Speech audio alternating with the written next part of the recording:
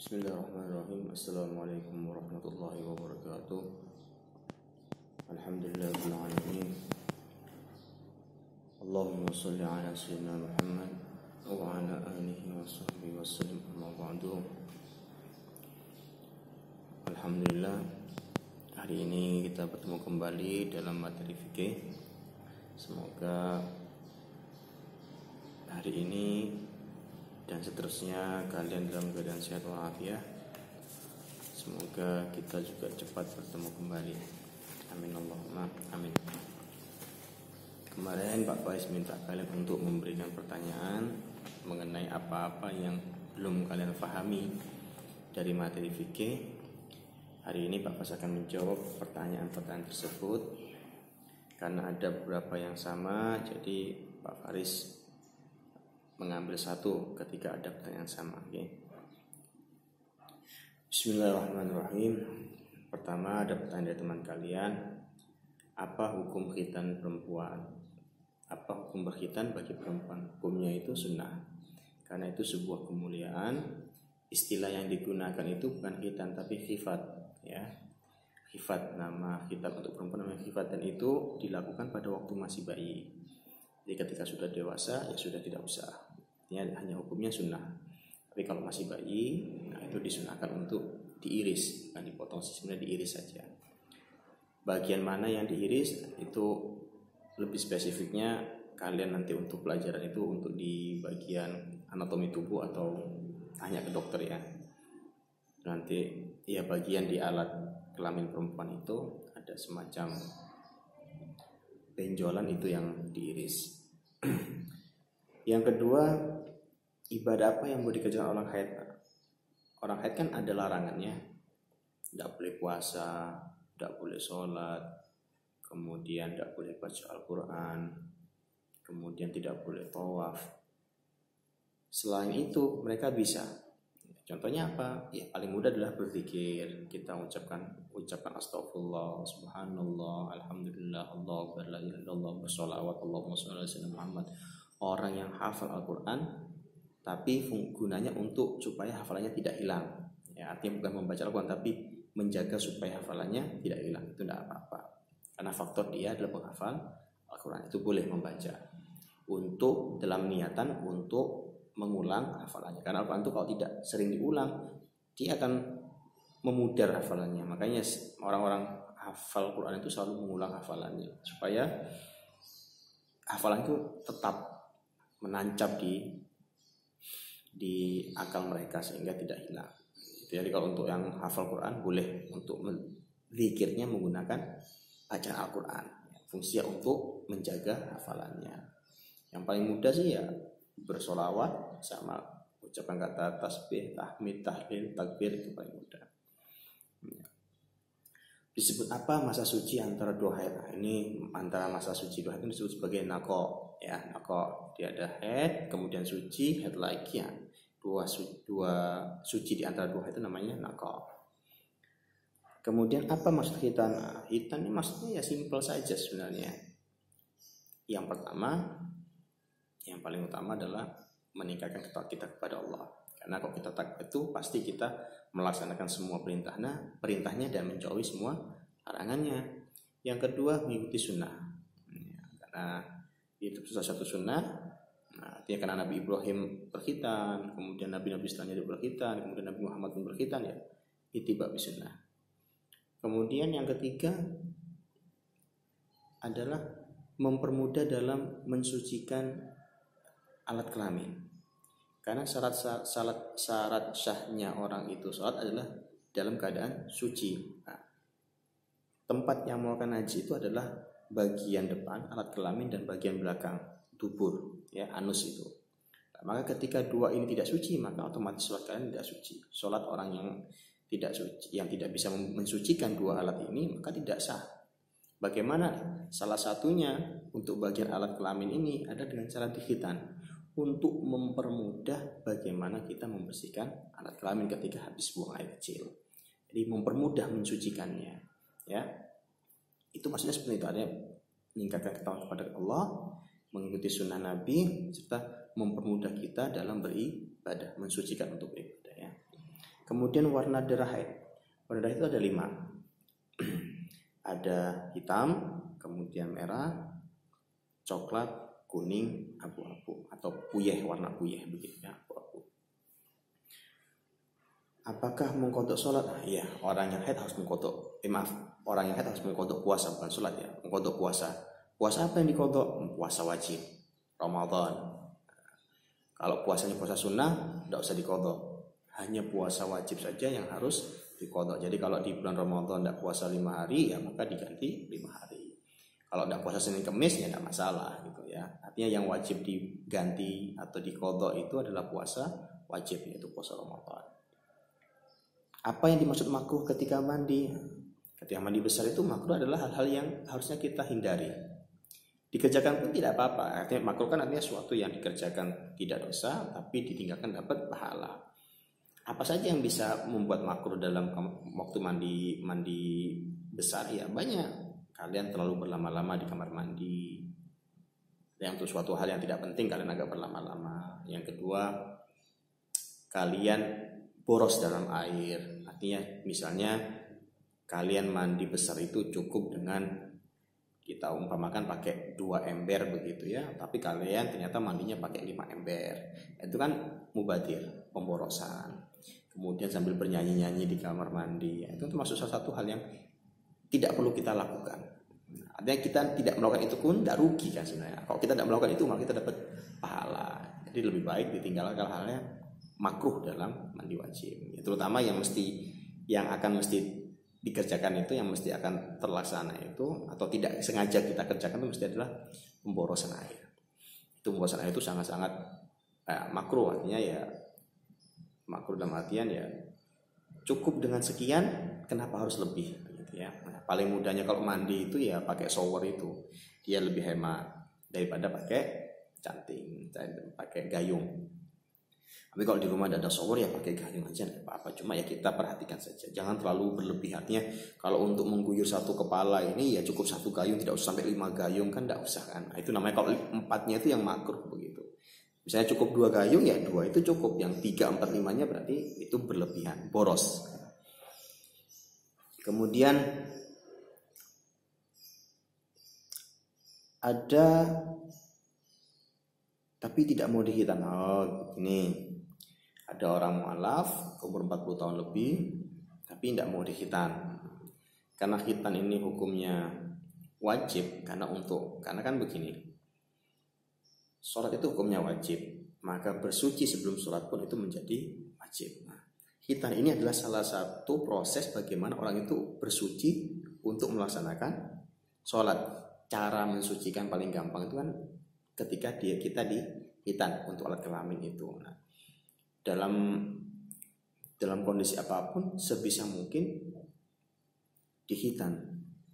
Kalau tidak mau dihitan dalam artian misalnya malu atau apa, itu tidak menjadi sebuah masalah gitu loh. Dokter pun kan banyak dokter yang laki gitu. Dokter laki ya, mesti dokter laki yang selalu menghitan. Tapi insya Allah tidak akan menjadi masalah begitu.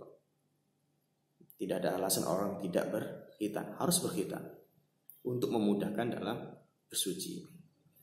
Walaupun dia sudah besar, 40 tahun misalnya ya harus berkhitan begitu. Karena khitan itu juga dalam kedokteran juga sehat gitu loh. Dalam aturan-aturan kedokteran pun memang dianjurkan untuk berkhitan. Itu lebih baik daripada tidak berkhitan. Memotong kuku dan rambut ketika haid, sebenarnya tidak apa-apa memotong kuku dan rambut ketika haid. Cuma apakah kita mau bagian tubuh itu yang lepas dari kita dalam keadaan tidak suci? Nah, itu saja sih. Itu aja.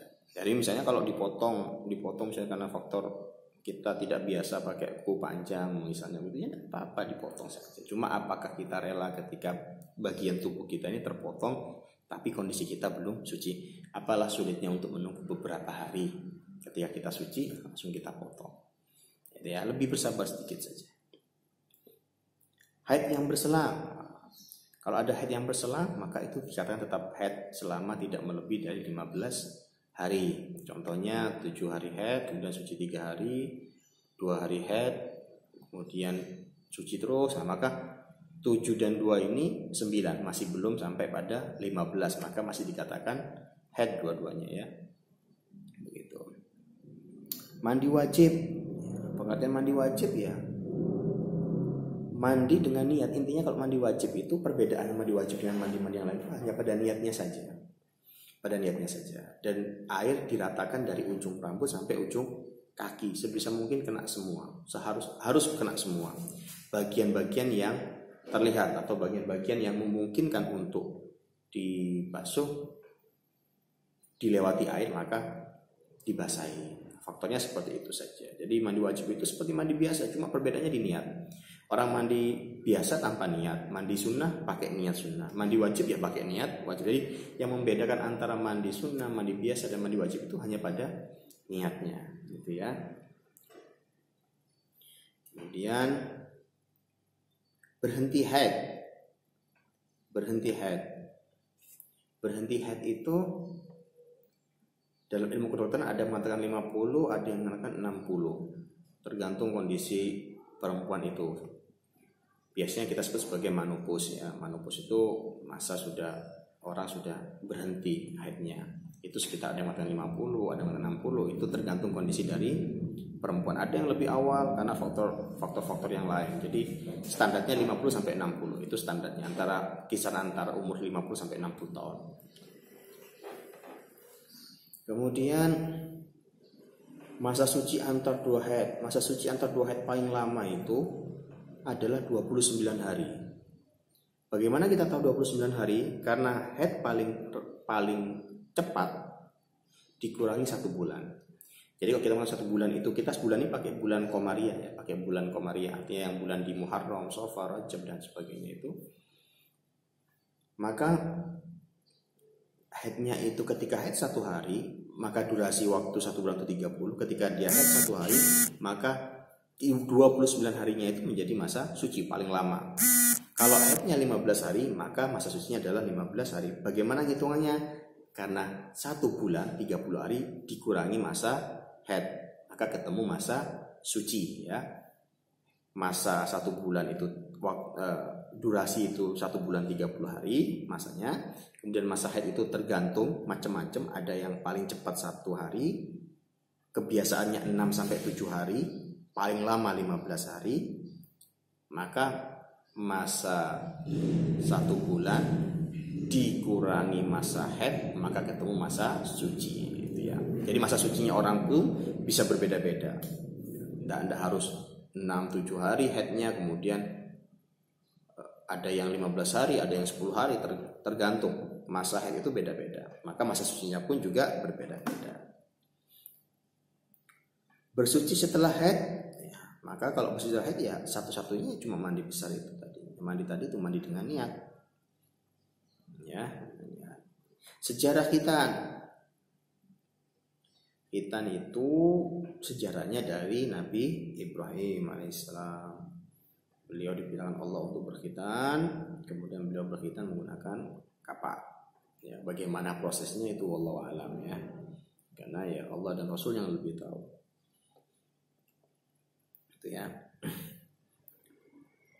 20 tahun belum haid. Nah, kalau 20 tahun belum haid, maka dia sudah termasuk baligh.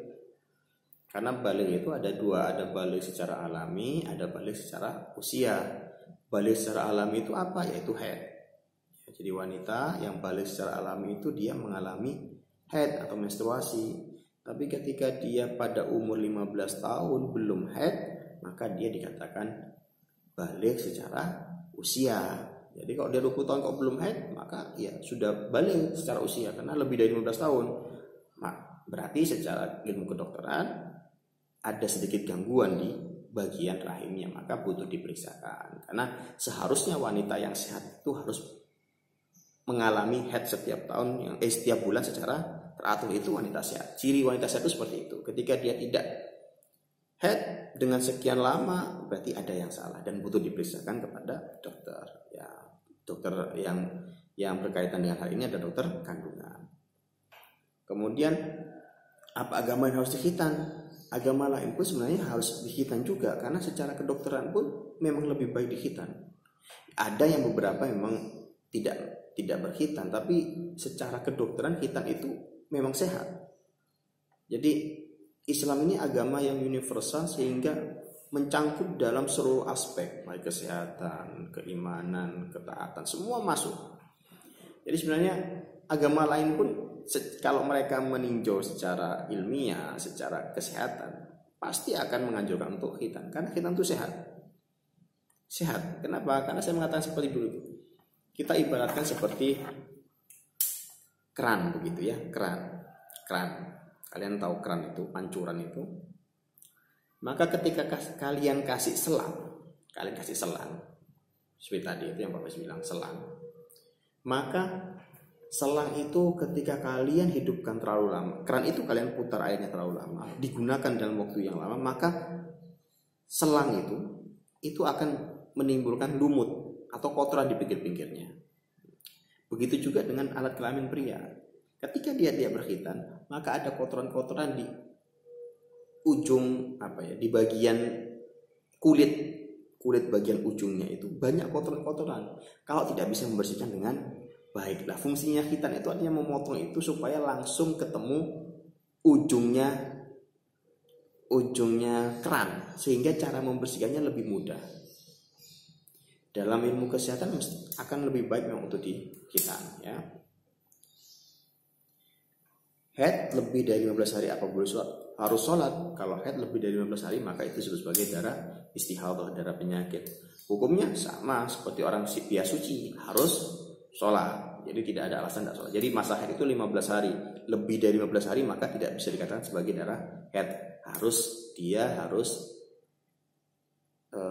sholat seperti biasanya dan sudah mandi besar kemudian sholat. Nanti kok masih keluar darahnya lagi ya tidak apa-apa.